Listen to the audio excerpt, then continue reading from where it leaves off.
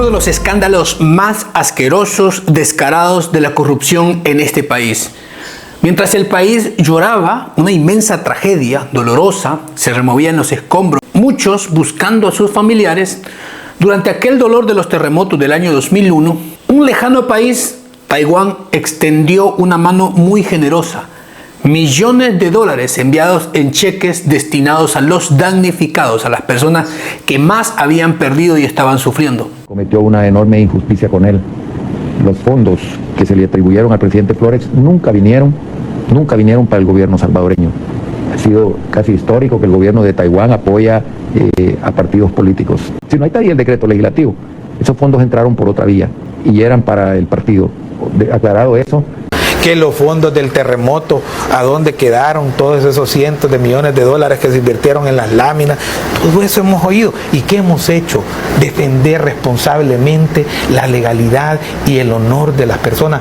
Pero como se supo después, el dinero de esos cheques jamás llegaría al pueblo necesitado. Llegaron con nombre propio a manos del entonces presidente Francisco Flores. Años después, cuando el escándalo ya no se podía esconder tras aquel discurso de reconstruir el país, durante tantos años que se mostraron como desentendidos y nunca hablaron de aquel dinero, hasta que el pueblo, de una manera fortuita, supo de la existencia de aquellos millones de los cheques de Taiwán recibidos por el gobierno arenero de Francisco Flores, que habían convertido la caridad internacional en medio de la tragedia, una vez más en su caja personal para llenarse los bolsillos. Poco tiempo después de sucedidos los terremotos, Taiwán con mucha solidaridad envió aquella ayuda al gobierno de Paco Flores. Llegaron al país varios cheques de aquel gobierno lejano. De la poca información que se tuvo en aquel momento, se conoció que fueron uno por 4 millones de dólares, otro por 5 millones y uno por lo menos de 1 millón,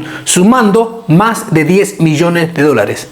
Dinero obviamente destinado para la gente que lo había perdido todo. Francisco Flores en la presidencia recibió en total silencio, en discreción, sin registros oficiales ni informar al país ni a ninguna autoridad. Aquellos cheques nunca llegaron a las manos de la gente necesitada. En cambio, fueron endosados y repartidos entre la dirigencia de Arena y de los gobernantes. Parte de ello se utilizó incluso para campaña política de la próxima presidencia, que sería con Elías Antonio Saca. Y así se engortaron ellos los bolsillos y también la de ese partido. Allá fue a parar buena parte de ese dinero. Y durante muchos años guardaron un total silencio, ocultaron toda la información de esas donaciones como un secreto de Estado. Y se dice de manera extraoficial que fueron muchos cheques. Algunos llegaron a decir que Taiwán giró al menos 9 cheques, que podrían incluso haber superado los 20 millones de dólares. Y de todo eso, lo único que se rastreó fueron esos 4 que antes mencionamos, que fueron entregados directamente a el presidente Francisco Flores, pero nunca entraron a las arcas del Estado. Paco Flores lo ocultó por completo. No los informó a Hacienda, no los reportó al Banco Central ni a la Asamblea, a nadie. Y los manejó como si fuesen un regalo para él directamente y su partido. Y así, eso fue de lo que se conoció. Pero en aquel contexto, muchas donaciones quedaron en una nebulosa. No fueron aclarados si se entregó a la población. El mismo Paco Flores tuvo que admitir años después haber recibido al menos 12 a 15 millones de dólares a título personal, supuestamente para agilizar los trámites y que llegara las donaciones. Pero en medio de sus declaraciones nunca entregó comprobantes, rendición de cuentas, jamás. Todos los fondos que durante mi mandato nos entregó el gobierno de Taiwán se fueron inmediatamente a sus destinatarios. Inmediatamente. Jamás un centavo de esos fondos se fue a un beneficio personal mío. ¿A dónde mandaron los destinatarios esos cheques? Ya no es una responsabilidad mía. Esa opacidad deliberada permitió que él y su partido se sirvieran del dinero mientras el pueblo damnificado de los terremotos seguía viviendo en la miseria, sin techos, sin viviendas, sin poder reconstruir sus viviendas ni su vida y haberlo perdido todo. Y en aquel momento nadie supo de aquella ayuda muy importante que llegaba desde Taiwán. Entonces, durante más de una década, Francisco Flores y el partido creyeron haber consumado el robo perfecto. Los cheques de Taiwán habían sido recibidos en silencio, endosados sin dejar un rastro oficial dentro del gobierno y desviados hacia muchas cuentas y campañas políticas sin que nadie lo supiera. Incluso se dice que Paco Flores tenía cuentas en el extranjero en paraísos fiscales donde había movido parte de ese dinero para que, si en algún momento pues lo descubrieran, como llegó a suceder, no pudieran quitarle ese dinero y poder disponer de él cuando pues saliera de la política. Y así creían que la opacidad los protegería para siempre. Pero el velo se rompió a finales del año 2013 cuando un reporte de operaciones sospechosas, el famoso ROS, emitido por el Departamento del Tesoro de los Estados Unidos, llegó a la Fiscalía salvadoreña. Ese documento detallaba transferencias y cheques millonarios girados a nombre de Francisco Flores allá por octubre del año 2003. Los documentos del Departamento del Tesoro de los Estados Unidos establecen que en el año 2003, el entonces mandatario del derechista Partido Arena, Francisco Flores, recibió $10 millones del gobierno de Taiwán. Fueron procesados en el Banco Cuscatlán Citibank de San José. De ahí fueron transferidos a un banco en Miami, que sirvió como intermediario para su posterior depósito en un banco de Bahamas. Esa notificación había sido enviada a la Fiscalía salvadoreña, que estaba dirigida por, Luis Martínez, otro tremendo mafioso. Entonces el fiscal intentó sepultarlo, porque él era un servil, ampliamente señalado como un operador político al servicio de los poderes tradicionales. Entonces frenó la investigación y mantuvo el documento bajo llave, escondido, mientras el escándalo ya empezaba a filtrarse. Era inevitable. Y tan comprometido estaba con los círculos de Arena para poder seguirlos protegiendo que amenazó con procesos penales y cárceles a quienes revelaran la información del caso, tratando de esa manera de blindar a Flores y Arena de aquel escrutinio público. Pero el pueblo tuvo que enterarse de aquel robo millonario no por la acción diligente de la justicia, sino por un pleito político. El FMLN necesitaba hablar de corrupción y Funes de alguna manera obtuvo algo de información del ROS y lo comenzó a hacer más mediático, más público, pero no revelaba lo de la partida secreta, que era donde todos estaban robando. Entonces el pleito por la campaña política sacó lustre al tema y aquel robo descarado y criminal de Flores con Arena. Entonces la opinión pública supo de aquel saqueo asqueroso en medio del dolor y más necesidad de miles de familias. Aquellos millones robados que habían intentado enterrar sin dejar ni una huella, pero que Estados Unidos los reportaba porque era a título personal que esta gente estaba extrayendo dinero fuera del país. Entonces Arena y Flores pensaban que era un secreto bien guardado, pero se convirtió en un escándalo nacional gracias a la presión política y un pleito en el poder con el FMLN. Entonces aquel reporte del Tesoro cayó como una bomba sobre la mesa. Ya no había forma de negarlo.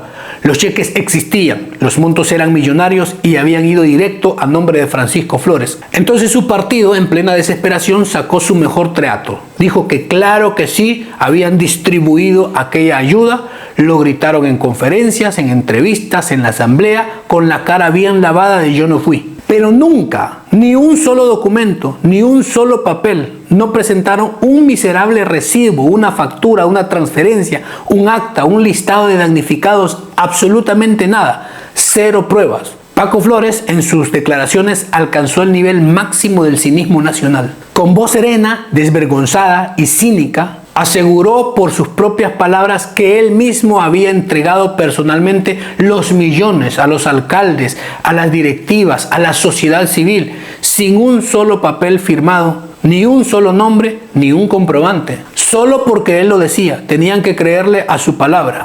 Cambiábamos fondos de la cooperación a efectivo y le entregábamos a los alcaldes, ¿se acuerdan? En actos públicos. Yo me acuerdo al alcalde de Zacatecoluca entregarle un costalito así de efectivo para que pudiera enfrentar la crisis. El mismo hombre que ocultó los cheques durante años ahora pretendía que el país le creyera bajo su palabra de honor, que no tenía nada de honor. Un descaro tan monumental que daba un pleno asco incluso recordar aquellas palabras. Frente a la asamblea, Paco Flores se presentó con una dignidad de un santo y la memoria de un anciano conveniente. Decía, yo entregué el dinero, los saquitos personalmente a los destinatarios, pero no revelaba que los destinatarios era su círculo cercano y Arena. Saquitos de dinero, Eso reveló, como si estuviera repartiendo limosna en una feria parroquial. Jamás dio un solo listado o al menos un nombre o una transferencia bancaria. Absolutamente nada. Pero después se supo que todos esos saquitos en efecto sí existían, pero eran para sus allegados, para su gobierno y su partido. Pero como no conocían de cinismo, completamente descarados, quería mantener aquella mentira, consciente de que cualquier pista lo llevaría directo a la cárcel.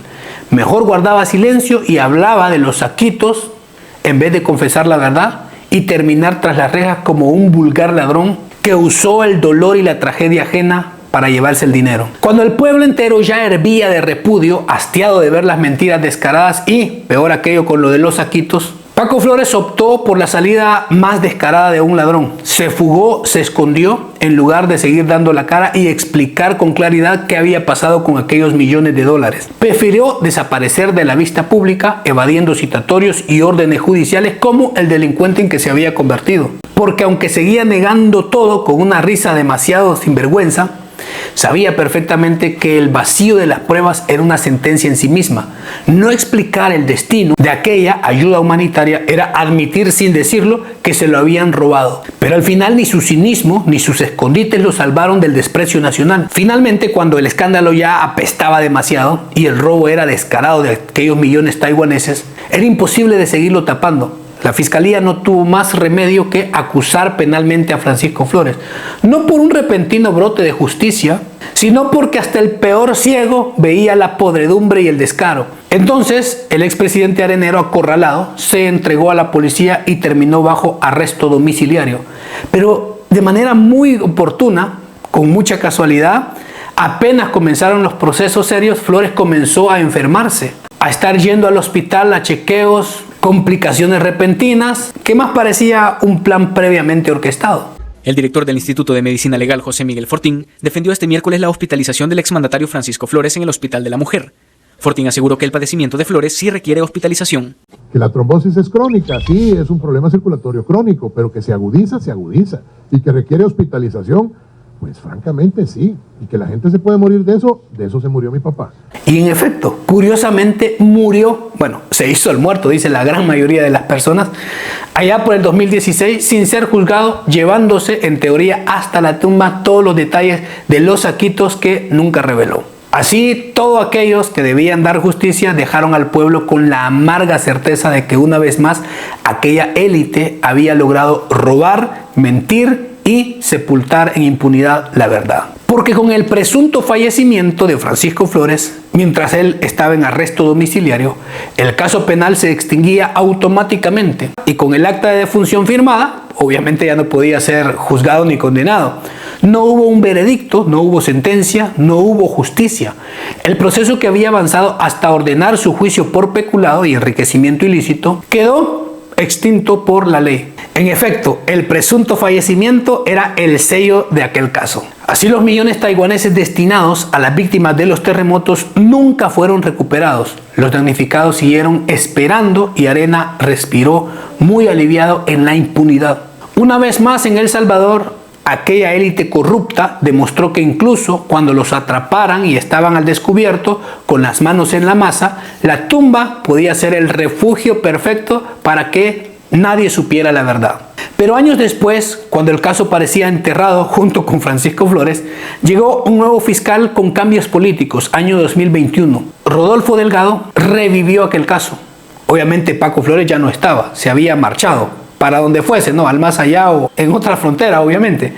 Pero entonces sí se ejecutó la vía civil para intentar recuperar algo de lo robado. Entonces se decretó órdenes judiciales, allanamientos a la sede del Partido Arena y se embargó propiedades, vehículos y cuentas bancarias a nombre del Partido Arena porque había sido el instrumento para lavar parte de los millones de las donaciones de Taiwán. Y obviamente pues nunca se iba a lograr esa cantidad de 10 millones por lo menos. Era una cuestión mucho más bajo. Pero algo se logró cobrarle a ese partido que había beneficiado el desvío de fondos. Sin Flores, que ya no estaba, obviamente se había ido, Arena terminó pagando una pequeña fracción de todo aquel robo. Algo meramente simbólico, porque el saqueo que sus dirigentes habían negado durante tanto tiempo, hasta hoy se les cobraba una pequeña parte. Así se cerró aquel juicio, con justicia muy incompleta, tardía, parcial desde el inicio, pero por lo menos suficiente para recordarle al país que aunque los ladrones se fueron impunes, el botín siempre deja huellas, y una lección para la política que tarde o temprano la justicia le tiene que caer a todo aquel que le roba al más pobre, al más necesitado, en la peor necesidad. Pero deje su opinión en los comentarios, qué es lo que sabía sobre este caso. Muchísimas gracias por apoyar siempre el contenido, por llegar hasta el final. Cuídese, nos vemos, hasta luego.